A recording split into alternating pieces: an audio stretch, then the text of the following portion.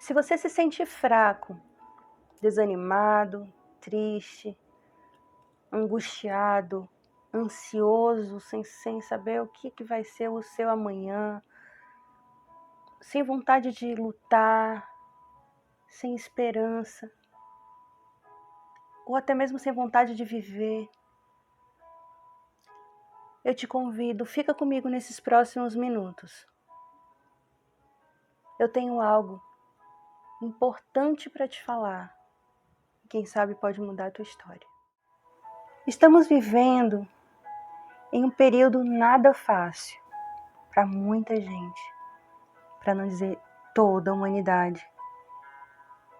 Muitas pessoas estão se trancando por medo, por conta do vírus, da pandemia. Muitas pessoas estão se deprimindo, cada vez mais se angustiando, cada vez mais ansiosas porque não sabem o que vem no amanhã. Estão perdendo suas vidas, estão tristes, desanimadas. Tudo por conta da pandemia. E aí essas pessoas chegam e perguntam: onde está Deus? Onde está Deus? Será que Deus não vê? Será que Deus não se preocupa com tudo isso que está acontecendo? Onde estão as misericórdias do Senhor? Será que Deus é rancoroso? Está lá em cima castigando ali com a vara? Está aí, vocês aprontaram, então vocês estão recebendo castigo? Será que é isso mesmo? Será que esse é o Deus que nós conhecemos? Há muito tempo, Deus já dizia em sua palavra: o meu povo perece por falta de conhecimento. Ele também dizia: no mundo tereis aflições, mas tende bom ânimo. Eu venci o mundo. E muitas outras riquezas nós podemos encontrar na palavra de Deus. Mas para que Deus, para que haja vida, para que hoje haja mudança na sua vida, nessa sua forma de pensar, existe um fato muito importante. Você precisa colocar Deus no centro do seu barco. Não sei se você lembra daquela historinha, né? Em que os discípulos estavam com Jesus ali no barco, no meio da tempestade, e Jesus dormindo, e os discípulos tentando acordar o mestre. E aí o mestre acorda: por que vocês estão com medo? Né? Ele pergunta. Uma simples tempestade dessa. E aí ele vai e manda a tempestade parar, e a tempestade para. Sabe, as tempestades, elas sempre vão vir, mas além de colocarmos Deus no meio do nosso barco, da nossa vida, nós precisamos confiar e acreditar que Ele está no controle do barco. Não é simplesmente você dizer: não, eu acredito, e na hora da tempestade vem aquele sufoco, aquele desespero. Não. É você ter a certeza de que Ele está ali no barco, de que Ele está à frente, aconteça o que acontecer.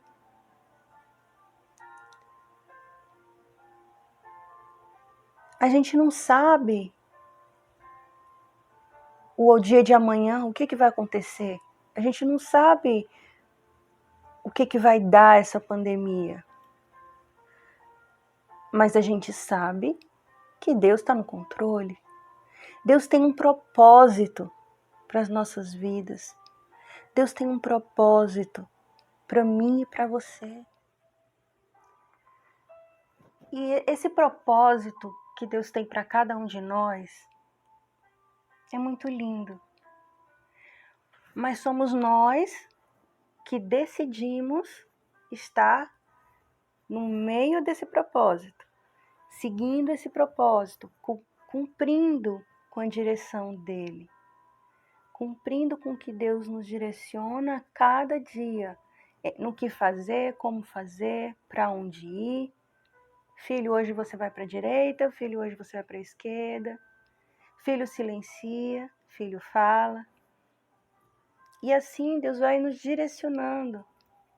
Com Deus dentro do nosso barco,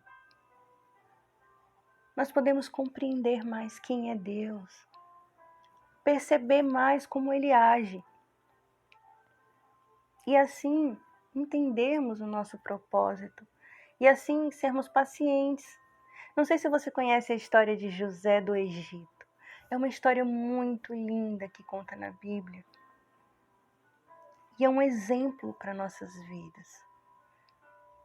José, ele era um filho muito querido por seu pai.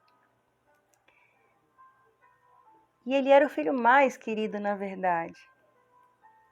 E seus irmãos, eles tinham muita inveja de José por conta disso.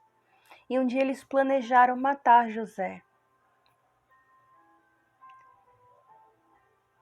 E aí, em vez de matar José, um dos irmãos foi e disse, não vamos matar ele não, vamos jogar ele ali naquele poço, naquele buraco, e deixar que algo aconteça, né?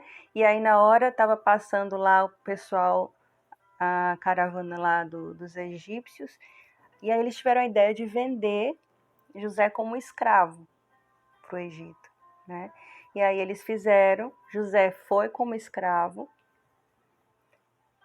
e ficou como escravo durante anos. José passou anos e anos naquela prisão, foi o melhor prisioneiro, se destacou como o melhor prisioneiro, ajudava os carcereiros, ele ficou sendo de confiança dos carcereiros. Depois ele conseguiu sair da prisão por um tempo e foi o braço direito do faraó, mas aí a esposa do faraó dava em cima dele e ele não queria, porque ele honrava a vida do faraó, honrava a Deus, né? E acabou que ela fez uma emboscada, né? E aí pegou José, né? Disse que ele tinha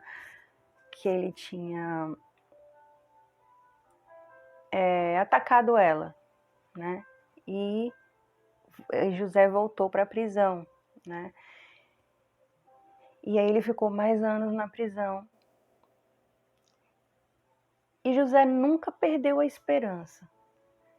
José sabia no fundo que Deus tinha um propósito para a vida dele, né? Imagina, o que a gente estaria pensando? Poxa, tudo isso está acontecendo, eu aqui nessa prisão, vou morrer aqui, nesse lugar horrível, Deus esqueceu de mim. Mas não. José, ele continuou ali sempre acreditando, ele nunca perdeu a esperança, porque ele sabia que Deus estava no controle do barco dele. Que Deus tinha um propósito para a vida dele, que Deus iria fazer algo acontecer.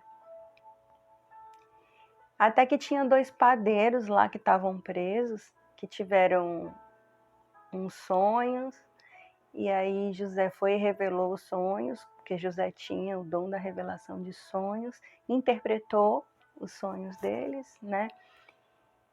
E adivinhou direitinho o que seria, né? E um dia, esses padeiros, eles foram chamados pelo rei, e quando esses padeiros foram para junto do faraó, José pediu para eles, olha, lembra de mim quando você estiver lá com o faraó, vocês sabem que eu sou inocente e tal. E eles, tudo bem, foram. Só que eles só foram lembrar de José 2 anos depois, quando o faraó teve um sonho, que ninguém estava conseguindo revelar esse sonho, e aí eles lembraram, lá na prisão tinha um cara lá e tal, né? José, mandaram chamar José. E aí José interpretou os sonhos de Faraó, e José passou a ser o braço direito do Faraó. A partir de então, as coisas começaram a se cumprir na vida dele. O propósito que Deus tinha passou a se cumprir. E Faraó colocou José como sendo não só o braço direito, mas os pés dele. Ele era tudo abaixo do Faraó. Tudo que José dissesse, o povo tinha que dizer amém, de fazer e obedecer. E aí aconteceram exatamente tudo que José previu, os sonhos de Faraó, que foram 7 anos de fome, primeiro 7 anos de muita fartura, depois 7 anos de fome, até que no final, quando chegou no período da fome, seus irmãos que não sabiam que José era quem ele era, né? Seus irmãos foram pedir comida no Egito, assim como muitas outras pessoas estavam fazendo, e José reconheceu os irmãos. Mas José não se vingou. Sabe por quê? Porque ele tinha um propósito. Ele viu que Deus tinha um propósito na vida dele. E ali ele entendeu o porquê de Deus ter feito ele chegar até ali.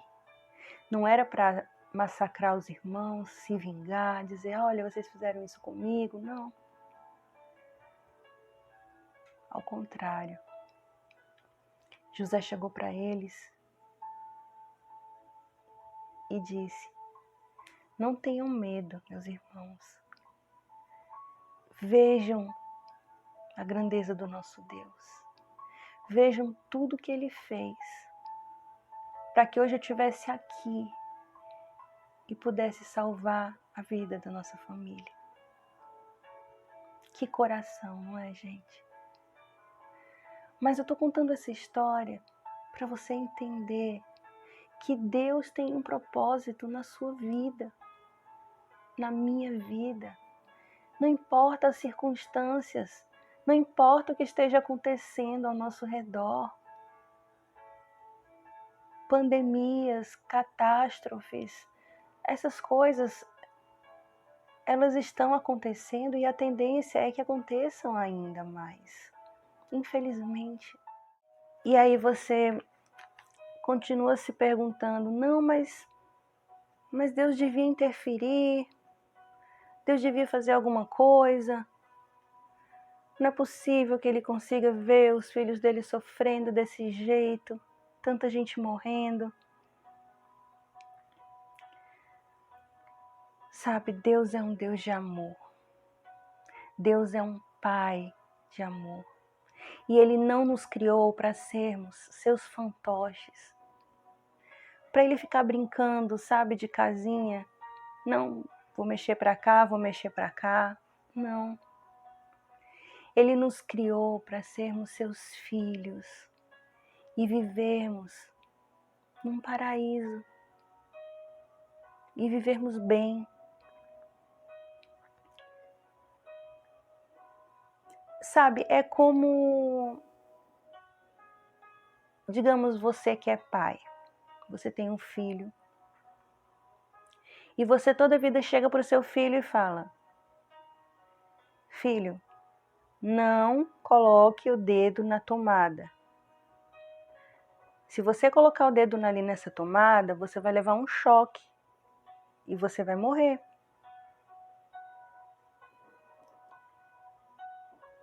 E aí todo dia você ensina o filho e alerta: filho, não coloca o dedo na tomada.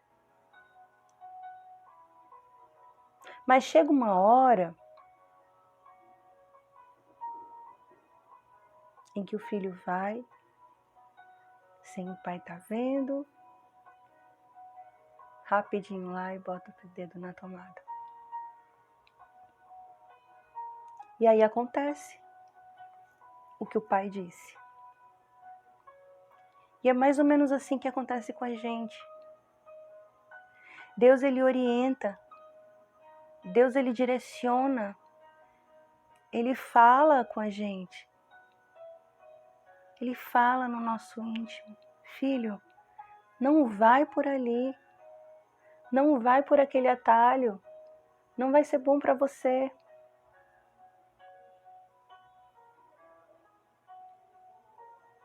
Mas o filho vai e faz. E aí vem as consequências. Ele nos deu autoridade sobre tudo que ele criou, sobre todo esse mundo lindo que ele fez por amor a nós, sobre a natureza, sobre os animais, sobre todas as coisas. E ele disse: vá, frutifique, dê frutos, 100 por 1.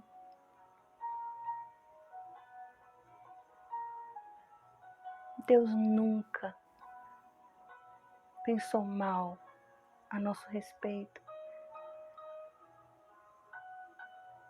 Ele não é um Deus vilão que está ali em cima, como muita gente acha, olhando para a gente e dizendo: ah, você pecou, vai receber um castigo, mereceu. Deus não é assim. Ele acredita em você, ele acredita em mim. Ele acredita que quando a gente cai, ele dá a mão e vai nos levantar, e vai nos erguer. Deus, ele nos deu todas as coisas para vivermos livres na natureza, na terra, no paraíso. Mas ele também nos impôs um limite. Lembra? A única coisa que você não pode comer é do fruto daquela árvore. Aquela árvore que está no centro do jardim. Deus impôs esse único limite. E Deus não interfere nas nossas escolhas. Sim, Deus nos deu o poder de escolha. O poder de escolhermos entre o bem e o mal, entre fazer o certo e o errado. Isso é maravilhoso. E tem um versículo aqui que eu preciso, olha só que interessante, que eu preciso ler para vocês. Fica em Deuteronômio 30:19. Depois vocês peguem a Bíblia e leiam com calma e confiram. Hoje invoco os céus e a terra como testemunha contra vocês, de que coloquei diante de vocês a vida e a morte, a bênção e a maldição. Agora, escolham, pois, a vida, para que vocês e seus filhos vivam, e para que vocês amem o Senhor, o seu Deus, ouçam a sua voz e se apeguem firmemente a Ele. Pois o Senhor é a sua vida, e Ele lhe dará muitos anos na terra, que jurou dar aos seus antepassados, Abraão, Isaque e Jacó. Escolhe, pois, a vida. Ele te deu o poder da escolha entre bênção e maldição. Cabe a você, cabe a mim, cabe a nós escolhermos. Escolhermos fazer o que é certo.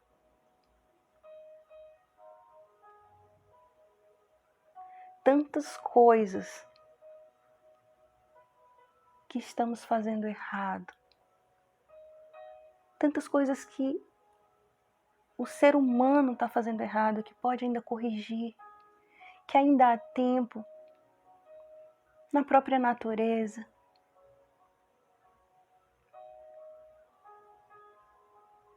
Lixos jogados, desrespeitos. Gente, é tanta coisa. Como queremos colher bênçãos para as nossas vidas se só plantarmos maldições? E mais uma vez eu digo, essa pandemia não foi a primeira, não vai ser a última. Problemas na nossa vida sempre vamos ter, tempestades, catástrofes.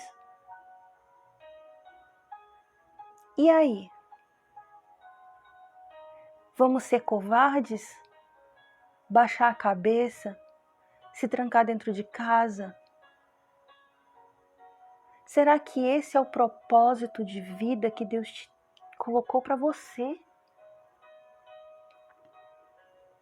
Será que você não tem um chamado para você se levantar nesse momento de pandemia e dar uma palavra de esperança para alguém que está precisando ouvir? Alguém que está se deprimindo, que não acredita mais em nada. Isso é mentira. Essa pandemia vai passar. E se você estiver com Deus no seu barco, Ele vai te dando força, Ele vai te empurrando e você vai empurrando outras pessoas com você. E você vai erguendo outras pessoas com você,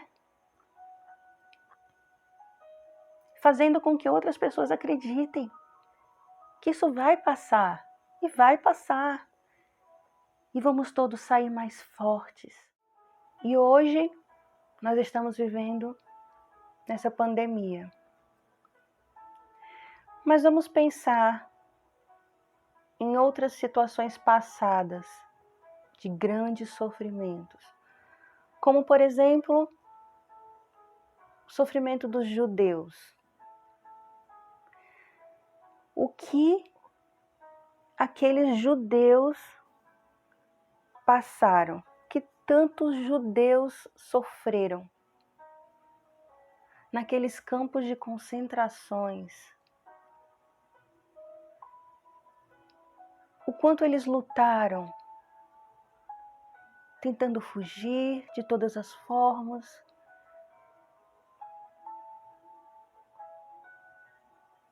mas eles nunca deixaram de acreditar em Deus. Eles se ajudavam uns aos outros. E o sofrimento foi grande. Isso marcou a nossa história. Mas será que também não tinha um propósito nisso tudo? Nós não vamos saber nunca todos os pensamentos de Deus, até porque Ele é Deus. Mas se nós ficarmos juntinho dEle, nós vamos saber o que Ele quer para a nossa vida, como Ele vai nos direcionar em cada passo, em cada situação, para não entrarmos em pânico, em desespero, mas nos fortalecermos e fortalecermos aos que estão à nossa volta. O que a gente pode falar dos cristãos perseguidos aí pelo mundo afora? Então Deus não se importa? Deus gosta de ver eles morrerem por conta dele? Que é isso? O amor de Deus é muito maior do que nós imaginamos. Sabem,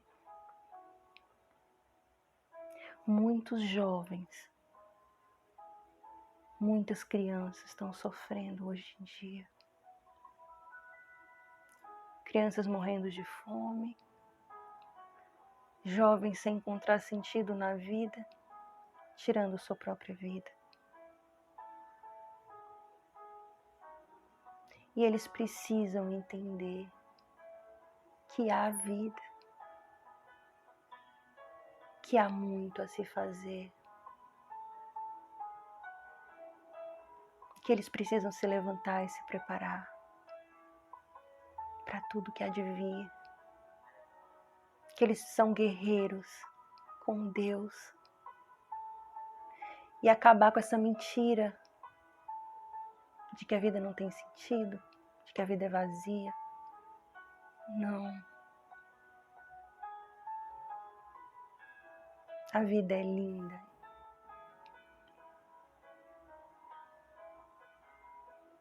E Deus é amor. E há um tempo atrás, enquanto o mundo estava totalmente decaído, totalmente destruído, o ser humano estava em total pecado. Banalizaram mesmo. Isso doía tanto o coração de Deus. Ele podia ter feito uma mágica, né? Vou mudar aqui. Não, mas o que ele pensou? Só existe uma forma de eu mudar toda essa situação e eu salvar meus filhos. Já que eu falando, já que eu tentando mostrar, eles não enxergam. Só existe uma forma. É eu enviar meu único filho para doar a sua vida por eles.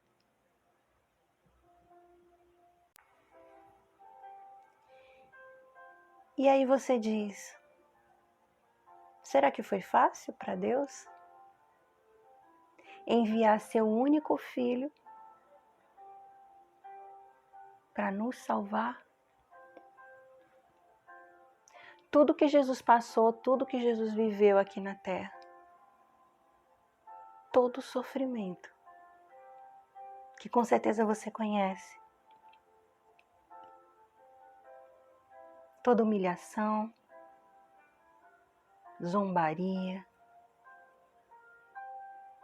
o seu próprio povo negou a ele. E ele veio para salvar a humanidade. E Deus via todas as coisas. Ao ponto que Jesus chegou ali no Horto das Oliveiras, chorou sangue de tanta dor. Porque ele enxergou o que ele ia passar. E aí ele olha para o Pai e diz, Pai, se for possível, me livra.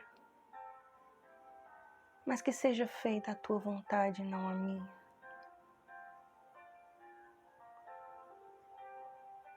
Deus sabia. Deus tinha um propósito. Por mais que doesse no coração dele, por mais que doesse ele ver o filho dele como ele estava sofrendo, ele estava enxergando além. Ele estava vendo muito além.